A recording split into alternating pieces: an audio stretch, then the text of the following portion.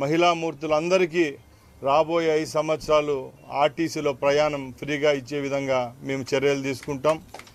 అలాగే ఈ రాష్ట్రంలో స్పోర్ట్స్ పరంగా ఎందరో పేదవాళ్ళు ఉన్నారు. ఆ కుటుంబాలందరికీ క్రీడను చేరువ చేసే విధంగా కూడా ఈ రాష్ట్ర ప్రభుత్వం తరపున ఒక క్రీడా మంత్రిగా నేను బాధ్యత తీసుకుంటున్నా. నేను గత 2 రోజుల నుంచి చెప్తున్నా, మన పొరుగు రాష్ట్రాలైన తెలంగాణ మరియు కర్ణాటకలో ఆ రాష్ట్ర ప్రభుత్వాలు ఉచిత సర్వీస్ మహిళలకు ఇస్తున్నాయి. మన రాష్ట్రంలో ఆ కార్యక్రమాన్ని ప్రవేశపెట్టే రోజుకు ఏ విధమైన పొరపాట్లు లేకుండా పక్క రాష్ట్రాల్లో ఏమన్నా పొరపాట్లు దొల్లింటే అవన్నీ సమీక్షించుకొని రాబోయే 1 నెలలోనే ఈ కార్యక్రమాన్ని చేపట్టేదానికి ఆంధ్రప్రదేశ్ రవాణా శాఖ మరియు ఆర్టీసీ ముందుకు వస్తుందని మీ ద్వారా తెలియజేసుకుంటున్నా.